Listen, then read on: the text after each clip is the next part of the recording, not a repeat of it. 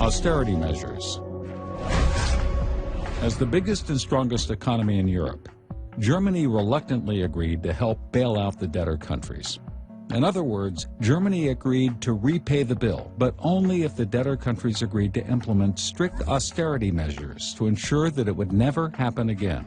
Austerity measures meant sucking it up, cutting spending, borrowing less, and paying back more debt. This sounds like a simple solution, right? It's not. First of all, nobody wants austerity. Austerity means cutting government spending, and since the government is by far the biggest spender in any economy, when the government cuts spending, it cuts the earnings of many of its citizens. People lose jobs, they get angry, they riot in the streets, and austerity also doesn't automatically balance a country's budget. You see, the government collects taxes based on people's earnings.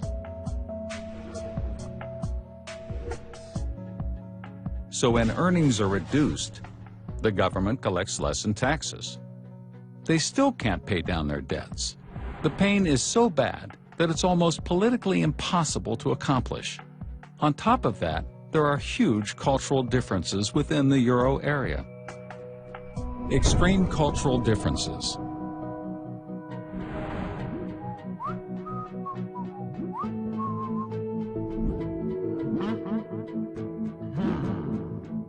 Germany is very financially responsible. Ever since the terrible hyperinflation the country experienced after World War I, it's been extremely inflation-averse and incredibly careful about spending and borrowing. In general, Germans work hard, expect little in the line of state benefits, and meticulously pay all of their taxes.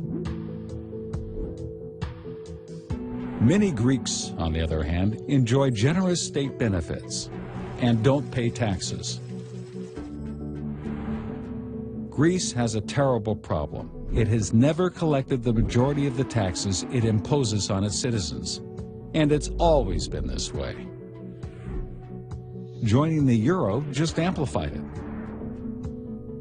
The German view is that doesn't work. If you want our money, you need our morals. As the debtor countries headed towards default, the whole continent of Europe was in danger. Even though the economies of the debtor countries are relatively small, they posed a huge threat because the European financial system is so interconnected, precisely because of the euro. Remember, the debtor countries borrowed money from banks, investors, and other governments throughout Europe. As the debtor countries get closer to default, everyone who lent them money becomes weaker, and everyone who lent those lenders money also becomes weaker, and so on and so forth. A problem in one country could reverberate across the whole continent, triggering a chain reaction of default. If Greece defaults, then Spain could default. Italy, Portugal, and Ireland could be next. Then France, then Germany. Pretty soon, it could spread not just across Europe, but across the world.